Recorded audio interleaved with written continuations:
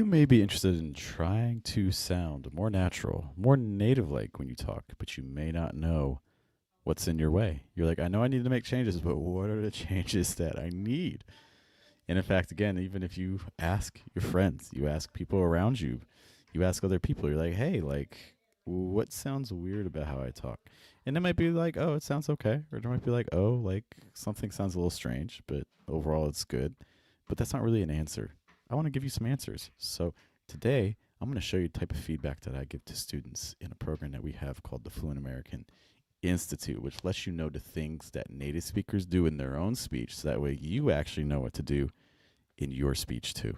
And in fact, I think these things work so well because I've used them even with native speakers that I'm comfortable saying that I think you're not just going to sound more native like, I think you can actually end up sounding better than native speakers. So let's get into it. Good morning, guys. Good evening. Good afternoon. Welcome to the Schwa Mill. This is your American English pronunciation review show where you send files to us and we give you some guidance. We try to help you find out what are some of the differences that we want to make to get the sound that you want. And to guide you in this process, there is me. Hello, my name is Jeff. It rhymes with breath. That's one of the 4 keys to a natural sound in American English, including placement, pitch, breath, trying to weaken your consonant sounds in order to strengthen your vowel sounds. Hello to Ellis hanging out with us today. Good to see you. Let's take a listen to our file, and then we'll start giving some feedback. I'll play this twice. Here's our first time. I didn't really plan to stay out late, but I ended up talking with my friends for hours. All right, and thank you for sending this. Thanks to everyone who's been sending us files. You can do the same, by the way, if you'd like your own pronunciation analyzed on the show. If you look at the video description, there's a link to a free Telegram group where people send us audios that I choose from, 1 per stream. Let's take a listen to this one more time. I didn't really plan to stay out late, but I ended up talking with my friends for hours. Okay, what's up also to Ivan? All right, I want to start off with some things that I think are working really well here. There's a good amount of fluency here. We got some linking. The breath in general is moving across this pretty well. I'm not hearing any real like stoppages or things like that. I didn't really plan to stay out late, but I ended up talking with my friends for hours. Okay, we see a general descending pitch pattern. What do I mean by that? It's kind of like 1, 2, 3, 4. That's a descending pattern. It's very common in American English. I just used it right there. It's very common in American English. When you start listening for it, you're going to hear it all over the place. We generally are descending here. I didn't really plan to stay out late, but I ended up talking with my friends for hours. Kind of like 2 sequences here, right? Like I didn't really plan to stay out late. That's your first sequence. That's descending. And then we get our second one. I ended up something for hours. I forget the words. So basically 2 sequences like that. So very natural in that regard.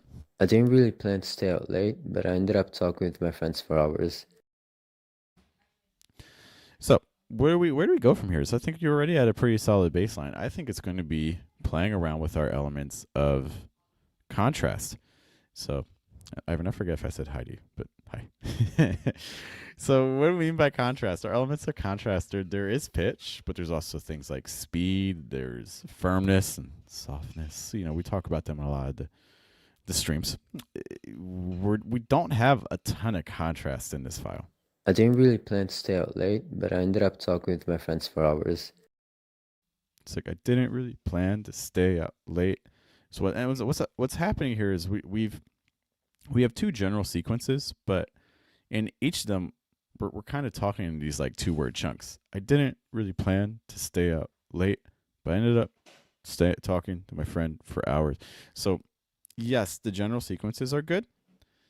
I would say, can we smooth it out a little bit more? And that's going to mean trying to remove some of these stresses. I didn't really plan to stay out late, but It's like for that one, I didn't really plan to stay out late versus what if we just stress like plan? Like I didn't really plan to stay out late. I didn't really plan to stay out late. Now I just have one stress. Do you see the difference in rhythm there? I didn't really plan to stay out late versus I didn't really plan to stay out late. The difference is one, the first one is constantly it is moving down, but it's constantly disrupted. Didn't really plan to stay out late. It feels like we're kind of like bouncing on the road or on the train or something like that. Versus the second one only has one of those moments where it rises. I didn't really plan to stay out late. I didn't really plan to stay out late, but I ended up talking with my friends for hours. Ended up talking with my friends for hours. The same thing, right? I ended up talking with my friends for hours. So again, we do have a general descending pattern, but it's just broken up with these real short thought groups. We can lengthen them, right? What were the words again? I didn't really plan to stay out late, but I ended up talking with my friends for hours. For the second one, maybe we could stress like hours. Spend up talking with my friends for hours. Spend up talking with my friends for hours. I didn't really plan to stay out late, but I ended up talking with my friends for hours. That would be an example of what it would sound like if we cut out some of these stresses, and you're going to see that kind of flows a little bit more, has less of those little disruptions. Okay. That would be something I really would consider here. In addition to that, there is pitch movement. We could amplify it more. So, for instance, what if we push the pitch on the first thought group higher? I didn't really plan to stay out late, but I didn't really plan to stay out late. And then the second one, maybe push it lower. I didn't really plan to stay out late, but I ended up talking with my friends for hours. But I ended up talking with my friends for hours. I didn't really plan to stay out late, but I ended up talking with my friends for hours. I didn't really plan to stay out late, but I ended up talking with my friends for hours. Something like that. Okay? That would be an example of pitch. Even speed. Like maybe the first part you go a little slower on. Like I didn't really plan to stay out late, but I ended up talking with my friends for hours. Do you see the speed change? So we did real slow and then we did fast. And one of the things that you're going to find is you play around with these elements of contrast. What it's going to do is it's going to, perhaps my biggest comment for this file, it's going to actually create a story. It's actually going to create emotion.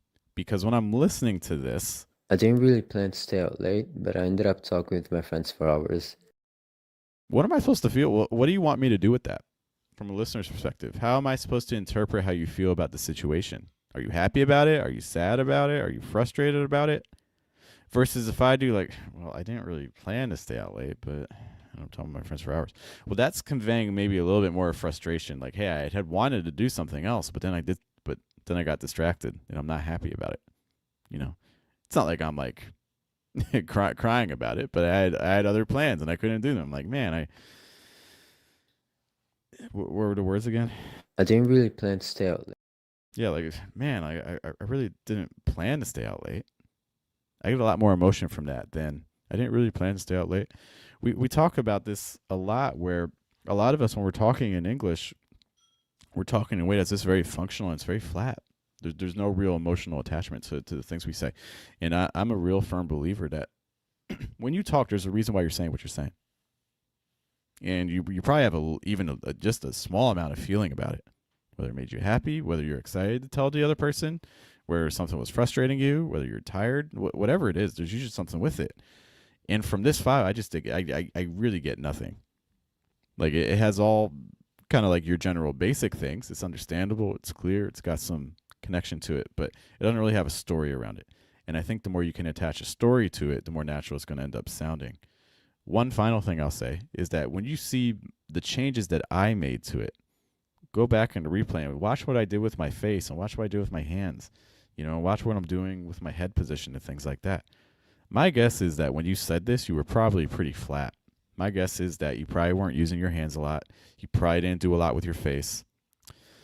And the result is, hey, if you're not connecting with the thing you're saying, you're going to get speech that, honestly, typically is going to sound like this. I didn't really plan to stay out late, but I ended up talking with my friends for hours. Which works great for like an exercise. But when you're actually talking with people, it's not going to work as well. So we want to try to put the whole package into it. It's not just about saying the words. The words are the least important part. It's about all these elements of contrast that are in service to the emotion and thing that you want to express. Okay. This is one of the reasons why, just to again talk about the Institute again, this is one of the reasons why I make the claim we are going to speak better than native speakers. Because even native speakers aren't always aware of these concepts. In your first language, you may not be aware of how you're expressing emotion to people, even though you are. But the good news is that once you have awareness of how you do these things, you can then start using them with intention instead of using them as a reaction and doing them without really thinking about it.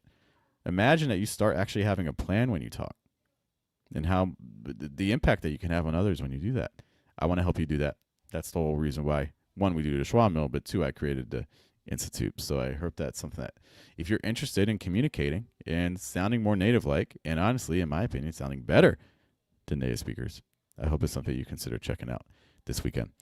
But thank you guys for hanging out with me. Thank you for the audio file. Lots of great stuff to work with and lots of great things to build on as well. We'll be back next week with more editions of the Schwa Mill. We'll again have the streams on Monday, Tuesday, and Friday right around 7 a.m. New York. Once again, my name is Jeff. Hope you guys have a good weekend. Have a good day. Have a good night. Have a good afternoon. Take care, guys. And thank you.